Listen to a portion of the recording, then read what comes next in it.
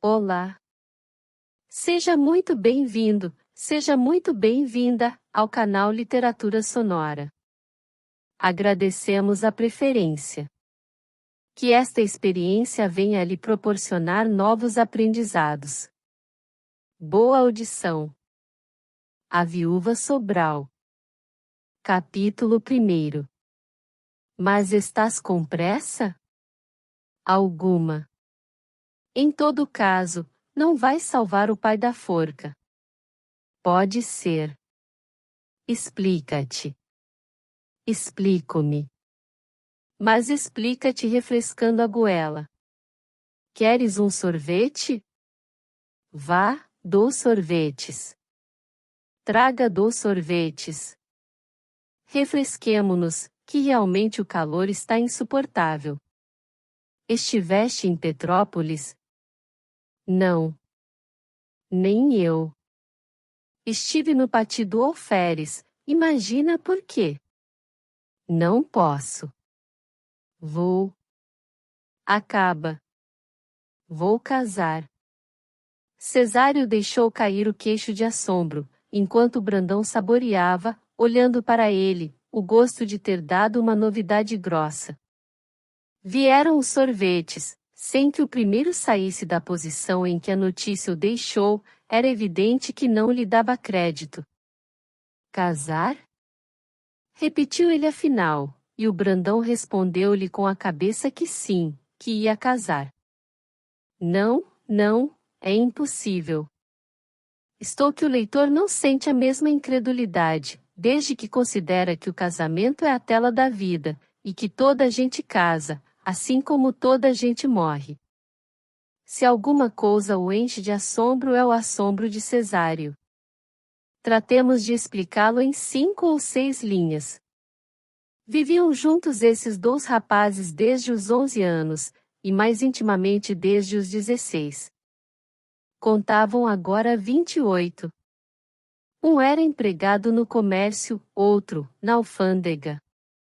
Tinham uma parte da vida comum, e comuns os sentimentos. Assim é que ambos faziam do casamento a mais deplorável ideia, com ostentação, com excesso, e para afirmá-lo, viviam juntos a mesma vida solta. Não só entre eles deixará de haver segredo, mas até começava a ser impossível que o houvesse, desde que ambos davam os mesmos passos, de um modo uníssono. Começa a entender-se o espanto do Cesário. Dá-me a tua palavra que não estás brincando? Conforme. Ah! Quando eu digo que vou casar, não quero dizer que tenho a dama pedida, quero dizer que o namoro está a caminho, e que desta vez é sério. Resta adivinhar quem é. Não sei. E foste tu mesmo que me levaste lá. Eu. É a Sobral. A viúva? Sim, a Candinha. Mas... Brandão contou tudo ao amigo.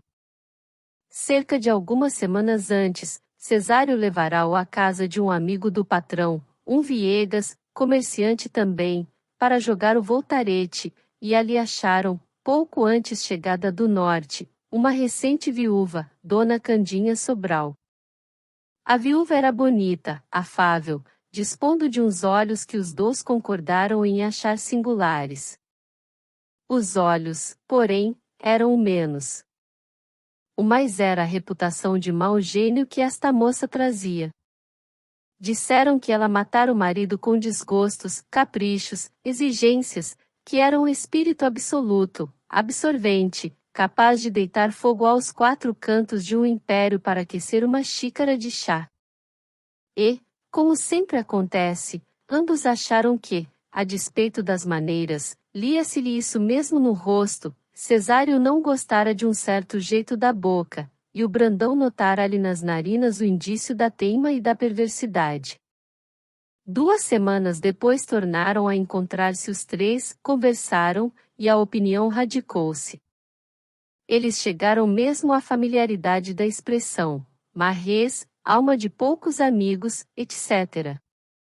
Agora entende-se, creio eu, o espanto do amigo Cesário, não menos que o prazer do Brandão em dar-lhe a notícia.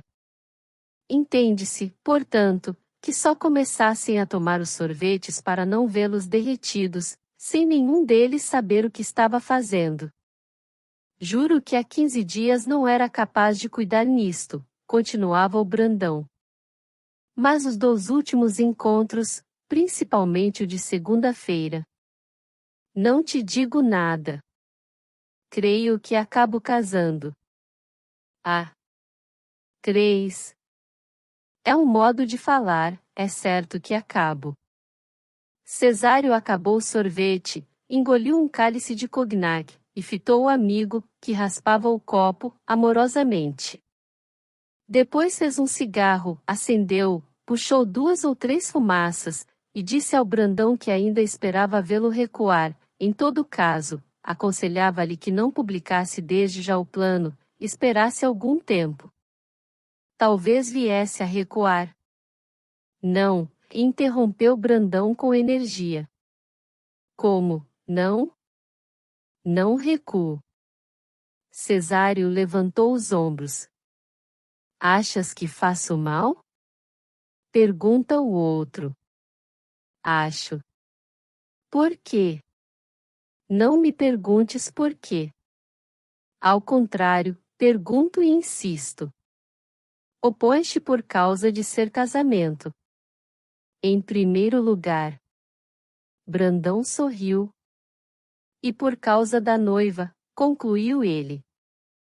Já esperava por isso. Estás então com a opinião que ambos demos logo que ela chegou da província? Enganas-te. Também eu estava, mas mudei. E depois, continuou Cesário, falo por um pouco de egoísmo, vou perder-te. Não. Sim e sim. Ora tu. Mas como foi isso? Brandão contou os pormenores do negócio, expôs minuciosamente todos os seus sentimentos. Não a pedirá ainda, nem havia tempo para tanto, a própria resolução não estava formulada. Mas tinha por certo o casamento.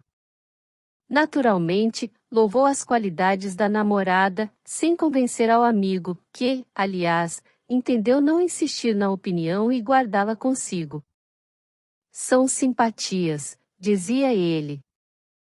Saíram depois de longo tempo de conversação, e separaram-se na esquina. Cesário mal podia crer que o mesmo homem, que antipatizara com a viúva e dissera dela tantas coisas e tão grotescas, 15 dias depois estivesse apaixonado ao ponto de casar. Puro mistério. E revolvia o caso na cabeça, e não achava explicação, não se tratando de um criançola, nem de uma descomunal beleza. Tudo por querer achar, à força, uma explicação, se não a procurasse, dava com ela, que era justamente nenhuma, coisa nenhuma. Capítulo 2. Emendemos o Brandão.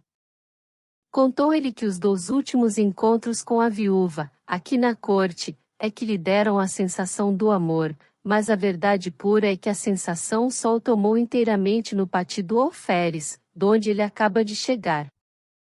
Antes disso, podia ficar um pouco lisonjeado das maneiras dela, e ter mesmo alguns pensamentos, mas o que se chama sensação amorosa, não a teve antes. Foi ali que ele mudou de opinião a respeito dela, e se deixou cair nas graças de uma dama, que diziam ter matado o marido com desgostos. A viúva Sobral não tinha menos de 27 anos nem mais de 30, ponhamos 28. Já vimos o que eram os olhos, podiam ser singulares, como eles diziam, mas eram também bonitos. Vimos ainda um certo jeito da boca, mal aceito ao Cesário, enquanto as narinas o eram ao Brandão, que achou nelas o indício da teima e da perversidade. Resta mostrar a estatura, que era muito elegante, e as mãos, que nunca estavam paradas. No baile não lhe notou Brandão esta última circunstância, mas no pátio do Alferes, na casa da prima, familiarmente e a gosto, achou que ela movia as mãos sempre, sempre, sempre. Só não atinou com a causa, se era uma necessidade, um cestro, ou uma intenção de mostrá-las, por serem lindas. Não, pensou ele no segundo dia, não é para mostrá-las, essa preocupação não se compadece com a maldade do gênio. No terceiro dia, começou Brandão a perguntar onde estava a maldade do gênio de Dona Candinha. Não achava nada que pudesse dar indício dele, via-a alegre, dada, conversada, ouvindo as coisas com muita paciência, e contando anedotas do norte com muita graça. No quarto dia, os olhos de ambos andaram juntos, não se sabendo unicamente se foram os dele que procuraram os dela, ou vice-versa, mas andaram juntos. De noite, na cama, o Brandão jurava a si mesmo que era tudo calúnia, e que a viúva tinha mais de anjo que de diabo. Dormiu tarde e mal sonhou que um anjo vinha ter com ele e lhe pedia para trepar ao céu, trazia a cara da viúva. Ele aceitou o convite, a meio caminho, o anjo pegou das asas e cravou-as na cabeça, a laia de pontas, e carregou-o para o inferno. Brandão acordou transpirando muito. De manhã, perguntou a si mesmo: será um aviso? Evitou os olhos dela, durante as primeiras horas do dia, ela, que o percebeu, recolheu-se ao quarto e não apareceu antes do jantar. Brandão estava desesperado, e deu todos os sinais que podiam exprimir o arrependimento e a súplica do perdão. Dona Candinha, que era uma perfeição, não fez caso dele até a sobremesa. A sobremesa começou a mostrar que podia perdoar, mas ainda assim o resto do dia não foi como o anterior. Brandão deu-se a todos os diabos. Chamou-se ridículo. Um sonho? Quem diabo acredita em sonhos? No dia seguinte tratou de recuperar o perdido, que não era muito, como vimos, tão somente alguns olhares, alcançou-o para a noite. No outro estavam as coisas restabelecidas. Ele lembrou-se então que, durante as horas de frieza, notara nela o mau jeito da boca, o que lhe dava indício da perversidade da viúva, mas tão depressa o lembrou, como rejeitou a observação. Antes era um aviso, passará a ser uma importunidade. Em suma, voltou no princípio da seguinte semana, inteiramente namorado, posto sem nenhuma declaração de parte a parte. Ela pareceu-lhe ficar saudosa. Brandão chegou a lembrar-se que a mão dela, à despedida, estava um pouco trêmula, mas, como a dele também tremia, não se pode afirmar nada. Só isto. Não havia mais do que isto, no dia em que ele referiu ao Cesário que ia casar. Que não pensava senão no casamento, era verdade.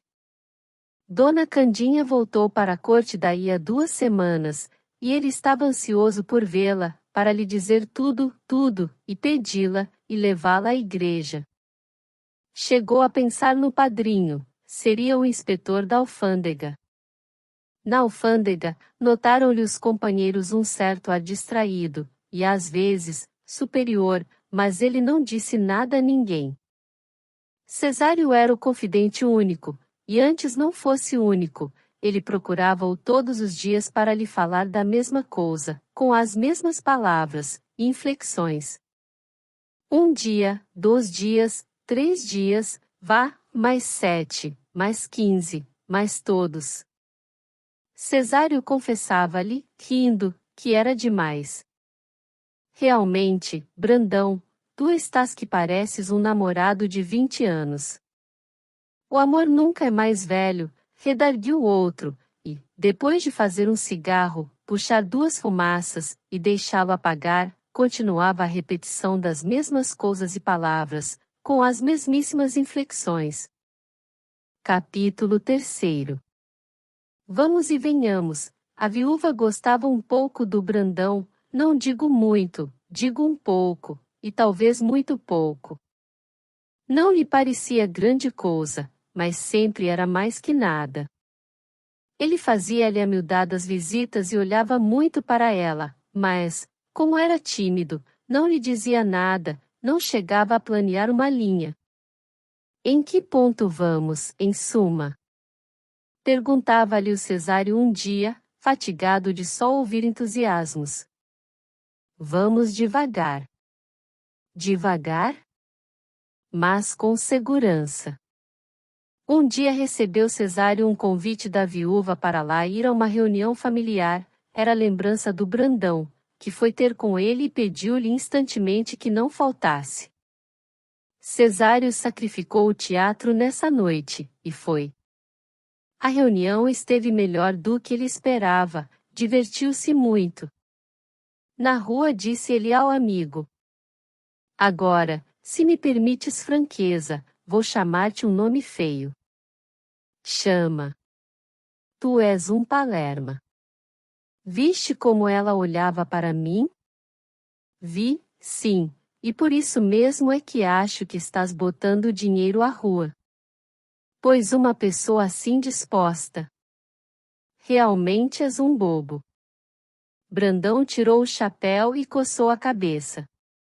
Para falar a verdade, eu mesmo já tenho dito essas coisas, mas não sei que acho em mim, acanho-me, não me atrevo. Justamente, um palerma. Andaram ainda alguns minutos calados. E não te parece esplêndida? Perguntou o Brandão. Não, isso não, mais bonita do que a princípio, é verdade, fez-me melhor impressão, esplêndida demais. 15 dias depois, viu ao Cesário em casa de terceiro, e pareceu-lhe que ainda era melhor. Daí começou a frequentar a casa, a pretexto de acompanhar o outro, e ajudá-lo, mas realmente porque começava a olhá-la com olhos menos desinteressados. Já aturava com paciência as longas confissões do amigo, chegava mesmo a procurá-las. Dona Candinha percebeu, em pouco tempo, que em vez de um, tinha 2 adoradores. Não era motivo de pôr luto ou deitar fogo à casa, parece mesmo que era caso de vestir galas, e a rigor, se alguma falha havia, era que eles fossem 2, e não 3 ou 4. Para conservar os 2, Dona Candinha usou de um velho processo, dividindo com o segundo as esperanças do primeiro, e ambos ficavam entusiasmados. Verdade é que o Cesário, posto não fosse tão valente, como dizia, era muito mais que o Brandão. De maneira que, ao cabo de algumas dúzias de olhares, apertou-lhe a mão com muito calor. Ela não a apertou de igual modo, mas também não se deu por zangada, nem por achada. Continuou a olhar para ele. Mentalmente, comparava-os. O Cesário sempre é outra coisa, mas também não há de ser tão fácil de guiar. Se o Brandão não fosse tão comum, é ainda mais comum que o outro. Um dia o Brandão descobriu um olhar trocado entre o amigo e a viúva. Naturalmente ficou desconsolado, mas não disse nada, e esperou. Daí a dias notou mais 2 olhares, e passou mal a noite, dormiu tarde e mal, sonhou que matara ao amigo. Teve a ingenuidade de contá-lo a este, que riu muito, e disse-lhe que fosse tomar juízo. Você tem coisas. Pois bem, somos concordes nisto, deixo de voltar à casa dela. Isso nunca. Então o que queres? Quero que me digas, francamente, se gostas dela, e se vocês se namoram. Cesário declarou-lhe que era uma simples fantasia dele, e continuou a namorar a viúva, e o Brandão também, e ela aos 2, todos com a maior unanimidade. Naturalmente as desconfianças reviveram, e assim as explicações, e começaram os azedumes e as brigas. Uma noite, sendo os 2, de volta da casa dela, estiveram a ponto de brigar formalmente. Mais tarde separaram-se por dias, mas como Cesário teve de ir a Minas, o outro reconciliou-se com ele à volta, e dessa vez não estou para que tornasse a frequentar a casa da viúva. Esta é que lhe mandou convite para outra reunião, e tal foi o princípio de novas contendas. As ações de ambos continuavam no mesmo pé. A viúva distribuía as finezas com igualdade prodigiosa, e o Cesário começava a achar que a complacência para com o outro era longa demais. Nisto apareceu no horizonte uma pequenina mancha branca, era algum navio que se aproximava com as velas abertas. Era navio e de alto bordo, um viúvo, médico, ainda conservado, que entrou a cortejar a viúva. Chamava-se João Lopes. Já então o Cesário tinha arriscado uma carta, e mesmo duas, sem obter resposta. A viúva foi passar alguns dias fora, depois da segunda, quando voltou, recebeu terceira, em que o Cesário lhe dizia as coisas mais ternas e súplices. Esta carta deu-lhe em mão. Espero que me não conservará mais tempo na incerteza em que vivo. Peço-lhe que releia as minhas cartas. Não as li. Nenhuma? 4 palavras da primeira apenas. Imaginei o resto e imaginei a segunda. Cesário refletiu alguns instantes, depois disse com muita discrição. Bem, não lhe pergunto os motivos, porque sei que me hão de desenganar, mas eu não quero ser desenganado. Peço-lhe uma só coisa. Peça. Peço-lhe que leia esta terceira carta, disse ele, tirando a carta do bolso, aqui está tudo o que estava nas outras. Não. Não. Perdão, pedi-lhe isto, é um favor último, juro que não tornarei mais. Dona Candinha continuou a recusar, ele deixou a carta no Dunkerque, cumprimentou-a e saiu. A viúva não desgostou de ver a obstinação do rapaz, teve curiosidade de ler o papel, e achou que o podia fazer sem perigo. Não transcrevo nada, porque eram as mesmas coisas de todas as cartas de igual gênero. Dona Candinha resolveu dar-lhe resposta igual à das primeiras, que era nenhuma. Cesário teve o desengano verbal, 3 dias depois, e atribuiu ao Brandão. Este aproveitou a circunstância de achar-se só para dar a batalha decisiva. É assim que ele chamava a todas as escaramuças. Escreveu-lhe uma carta a que ela respondeu deste modo. Devolvo o bilhete que me entregou ontem, por engano, e desculpe se li as primeiras palavras, afianço-lhe que não vi o resto. O pobre diabo quase teve uma congestão. Meteu-se na cama 3 dias, e levantou-se resolvido a voltar lá, mas a viúva tornará a sair da cidade. 4 meses depois casava ela com o médico. Quanto ao Brandão e ao Cesário, que estavam já brigados, nunca mais se falaram, criaram ódio um ao outro, ódio implacável e mortal. O triste é que ambos começaram por não gostar da mesma mulher, como o leitor sabe, se lembra do que leu. Fim.